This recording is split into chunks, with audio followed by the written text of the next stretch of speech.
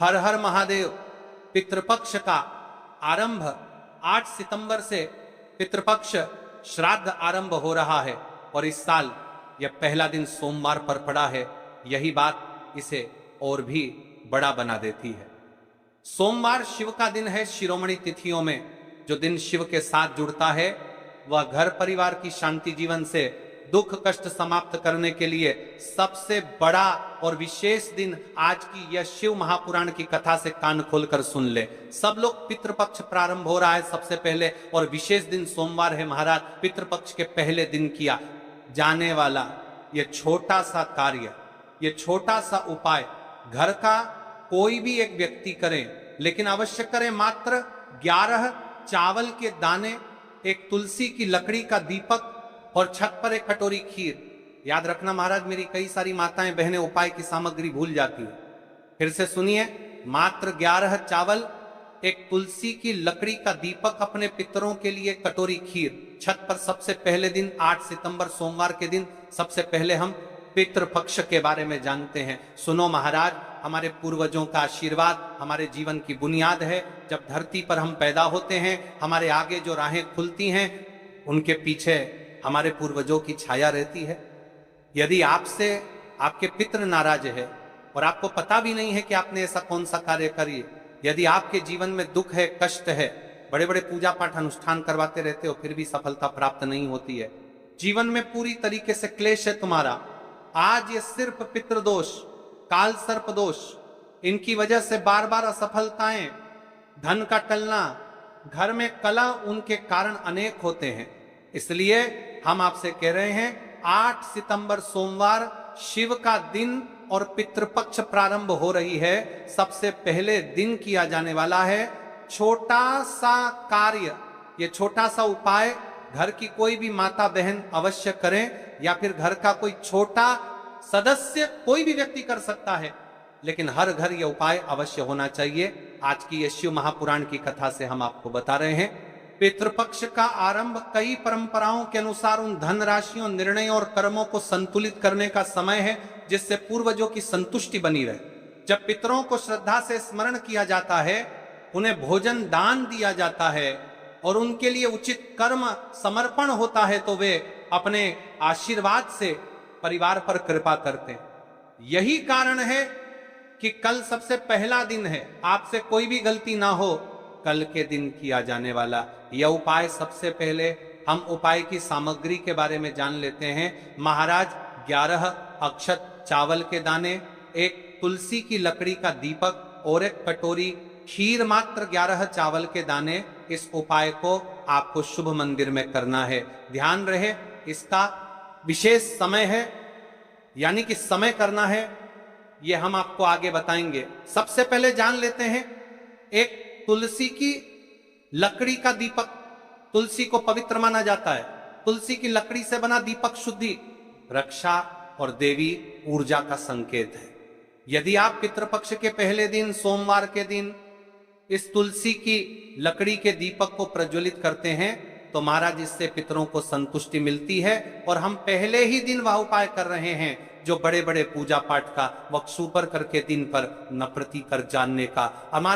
महाराज पूजा पाठ करें, कामना करना महाराज अनुष्ठान में किए जाते हैं। यानी तुलसी की लकड़ी का दीपक, हम कोई साधारण दीपक की बात नहीं कर रहे हैं, इसलिए आपको उपाय को अच्छे तरीके से करना है। एक कटोरी खीर, ये अपने पितरों के लिए। लेकिन इस उपाय को आपको किस समय करना है, इसका भी एक निश्चित समय है महाराज, तो वीडियो के अंतिम तक बने रहिएगा।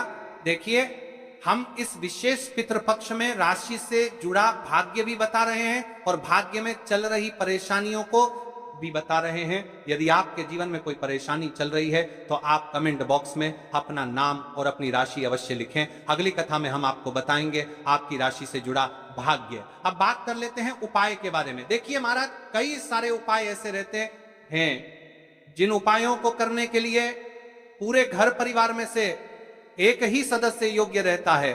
तो अब बात कर लेते हैं कि इस उपाय को कौन कौन व्यक्ति कर सकता है। यह उपाय किसी भी परिवार के सदस्य द्वारा किया जा सकता है। पुरुष, महिला, युवा या वृद्ध पर अनुभव कहता है कि यदि घर की कोई बड़ी माता बहन इसे शुद्ध भाव से करे तो प्रभाव थोड़ा तीव्र व शीघ्र दिखाई देता है, इसलिए परंपरा में महिलाओं का यह भूमिका मान्य रही है। पर यह कोई कठोर नियम जिनके परिवार में धन लाभ टिकता नहीं, जिनके घर में बार बार कलह और झगड़े होते हों, जिनके कार्य अटक जाते हों, जिनके मन में यह संशय रहे कि पुरखों की असंतोष की वजह से बाधाएं हैं। पर ध्यान रहे, ये उपाय किसी के खिलाफ करने के लिए नहीं है, ये अपने ही घर के कल्याण के लिए है महाराज।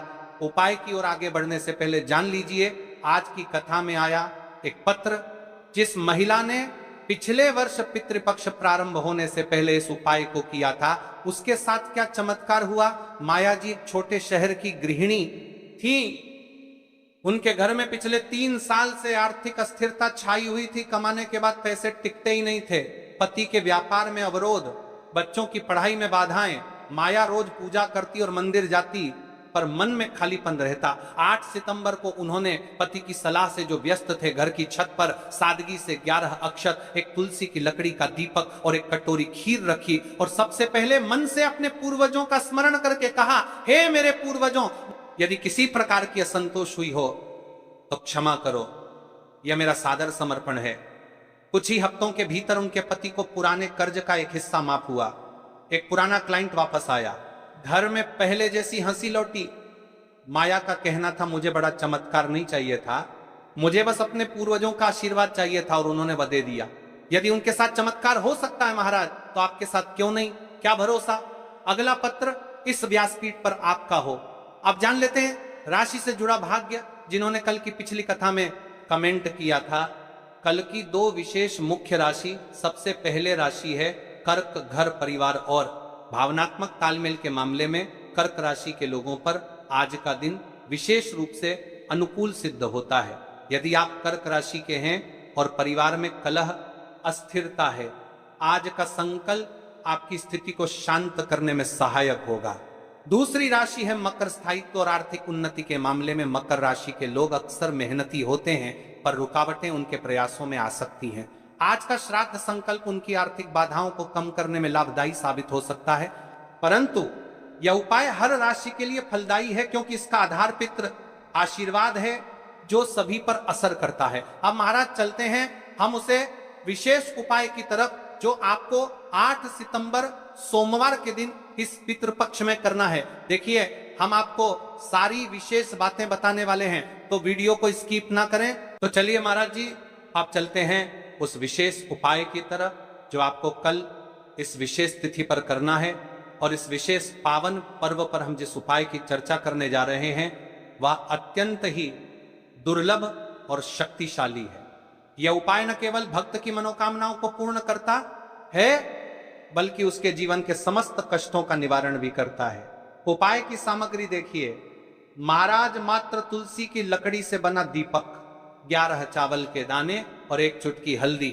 ये तीनों वस्तुएं देखने में सामान्य प्रतीत होती हैं, परंतु इनका महत्व और शक्ति अद्भुत है। जब इन्हें सही विधि से सच्चे मन और श्रद्धा के साथ शिव मंदिर में प्रयोग किया जाता है, तब यह उपाय अलौकिक परिणाम प्रदान करता है। किसी भी धार्मिक कार्य का प्रारंभ बिना गणपति पूजन के अधूरा है। इसीलिए हम सबसे पहले विघ्नहर्ता, मंगलकर्ता, प्रथम पूज्य श्री गणेश जी को प्रणाम करते हैं। हे गणेश जी, हमारे जीवन से विघ्नों का नाश करो, सुख, शांति और समृद्धि प्रदान करो।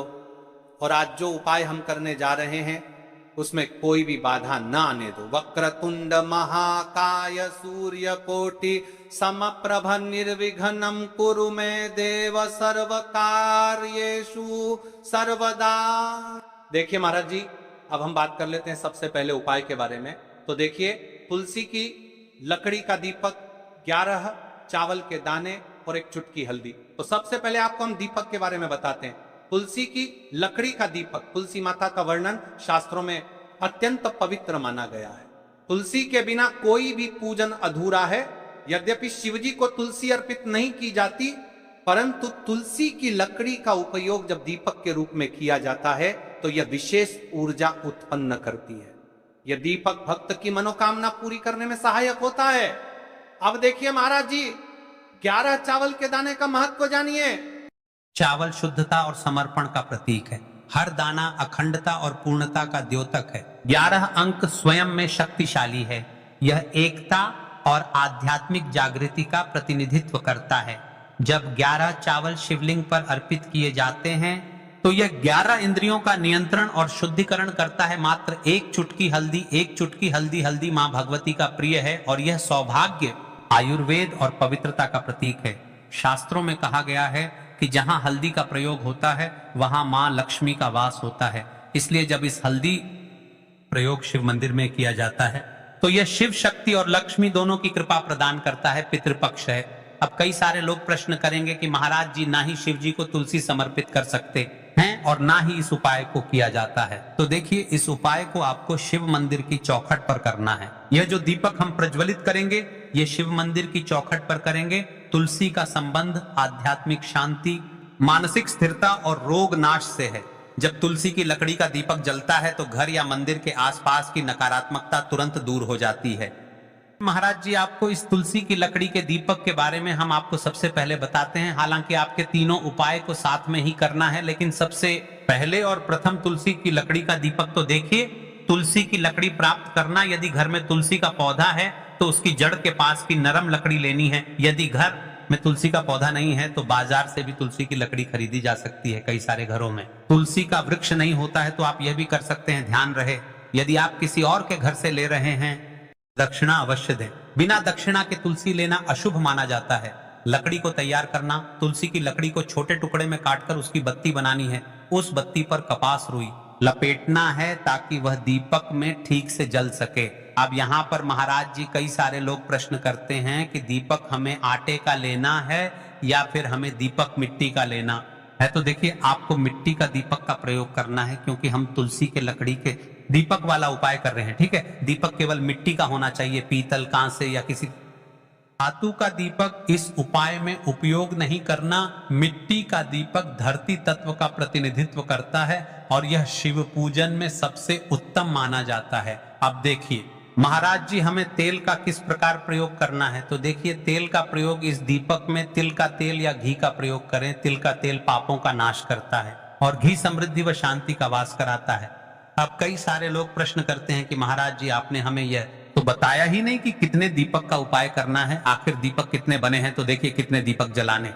यदि समस्या बहुत बड़ी है, जीवन में गहरा संकट है, तो 5 दीपक जलाने चाहिए। यदि सामान्य कामना है तो 1 दीपक भी पर्याप्त है। हर दीपक जलाते समय यह भावना रखें कि हे भोलेनाथ, यह दीपक मेरी अंधकारमय जीवन राह को प्रकाशमय करे। जेके महाराज जी, तुलसी के लकड़ी के दीपक वाला उपाय है, यह कोई साधारण उपाय नहीं है। तो आपको क्या क्या सावधानी बरतनी है। दीपक को शिवलिंग पर प्रत्यक्ष रूप से न रखें, इसे मंदिर की चौखट पर या बनाए गए स्वस्तिक पर रखें। दीपक जलाते समय मन में शुद्ध भाव होना चाहिए।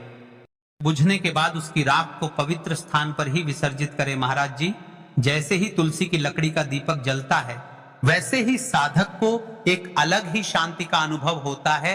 मन का तनाव समाप्त होता है। आंखें बंद करके जब दीपक की लौ के सामने बैठते हैं तो लगता है कि यह लौ सीधे आत्मा से संवाद कर रही है। यह लौ मानो भगवान शिव के आशीर्वाद का प्रतीक बन जाती है। अब देखिए महाराज जी, हम बात कर लेते हैं 11 चावल के दाने वाले उपाय के बारे में। ठीक है, 11 चावल का धार्मिक महत्व। महाराज जी, चावल अन्न भोजन का साधन नहीं है, बल्कि इसे पूर्णता, शुद्धता और अखंडता का प्रतीक माना गया है। वेदों और पुराणों में अन्न को अन्न देवता कहा गया है। अन्नमा ब्रह्मेति व्यजानात्, यह उपनिषद का कथन है, अर्थात अन्न स्वयं ब्रह्म है। इसलिए जब भक्त शिव जी को चावल अर्पित करता है तो वह केवल एक दाना नहीं चढ़ाता, बल्कि अपनी आत्मा और जीवन का समर्पण करता है। अब सबसे महत्वपूर्ण